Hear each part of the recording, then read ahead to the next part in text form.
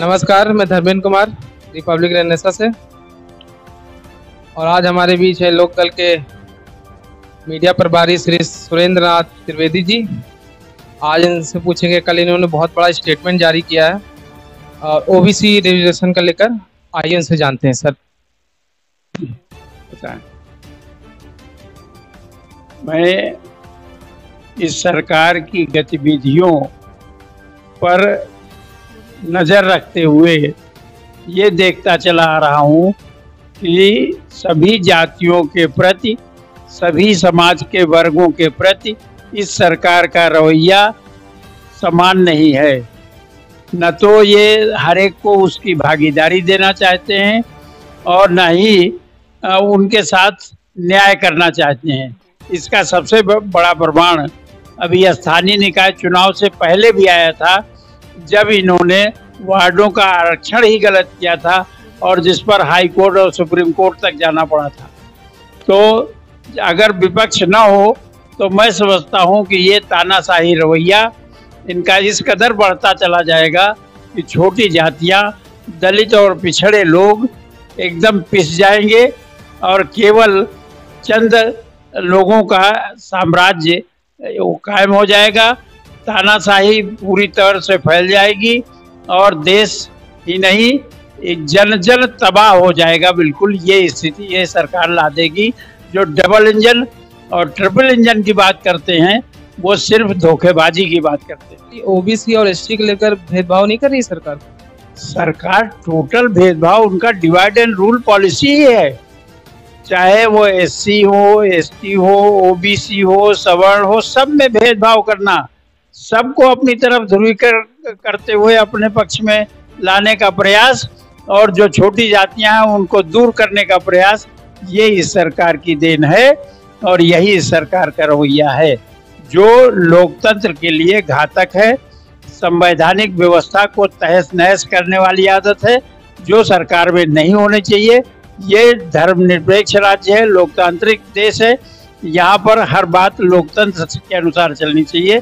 और ये तो रामराज्य वाले लोग हैं। रामराज्य क्या कहता है कि मुखिया मुखसो चाहिए खान पान को एक, पाले पोसे सकल अंग तुलसी सहित विवेक।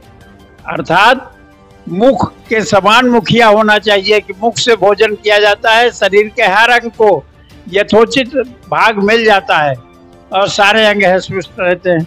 लेकिन ये सरकार मुखिया तो बनना चाहती है लेकिन मुख का रूप नहीं आना चाहती है। हर एक अंग को बराबर भोजन मिल जाए, ऐसा इसका कोई न ही सोच रहा है और न ही इसका कृत्य दिखाई पड़ रहा है। धरातल पूरी तौर से शून्य है इनके कृत्यों के आधार पर।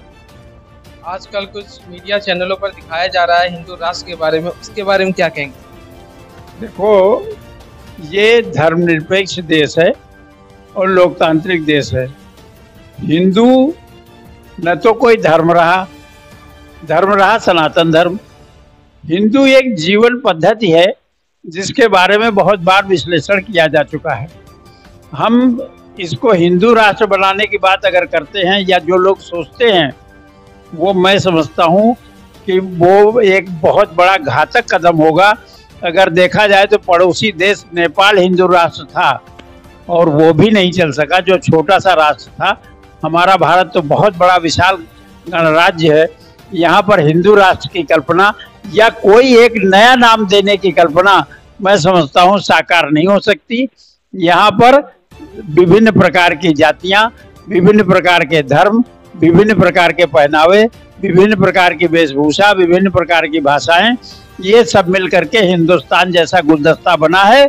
इसको जो कोई भी इस गुलदस्ते का एक फूल भी मिटाने की कोशिश करेगा वो स्वयं में मिट जाएगा। भले क्षणिक उसको सुख महसूस हो लेकिन उसे अंत में पश्चाताप ही करना पड़ेगा कि मैंने ये कदम गलत उठाया। आजकल मोदी जी देशों का दौरा कर रहे हैं और वहाँ उनका डंका बज रहा है, इसके बारे में क्या कहेंगे सर आप? वो डंका बजवाने वाले भी वो गुजरात से ले जाते हैं, जहाँ भी जाना होता है उनको वहाँ पहले ही 200-400 लोग भेज देते हैं, सरकारी खर्च पे भेज देते हैं ताकि वहाँ मोदी मोदी और उनकी जयकार होती रहे। और ये वहाँ का गोदी मीडिया इनके साथ जो होता है वो ये दिखाए कि हाँ मोदी का विदेशों में डंका बज रहा है। वास्तविकता ये है कि भारत में उनकी कदर खत्म हो रही है, भारत में उनकी जो लोकप्रियता कम हो रही है। इसका सबसे प्रमाण कर्नाटक है अभी चुनाव, जहां पर इन्होंने अब राम को छोड़ के बजरंगबली के नाम का दुरुपयोग किया।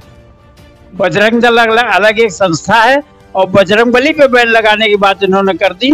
और तो यही कारण है कि बजरंगबली ने उनको ऐसा प्रसाद दे दिया है कि उनको हमेशा याद रखेंगे। और मैं ये भी एक बात कहना चाहता हूँ, वो ये कि इनके लोग, इसी बजरंग दल के लोग, इसी विश्व हिंदू परिषद के लोग, यही आरएसएस के लोग जो सड़कों पर खड़े होकर के गंदी गंदी जगहों पर हनुमान चालीसा पढ़ने लगे, तो बजरंगबली इनसे इतना नाराज हो गए कि उनका गदा इनकी कमर तोड़ देगा, इनकी रीढ़ की हड्डी तोड़ देगा, इनको नेस्तनाबूद करने का काम जो है वो बजरंगबली करे।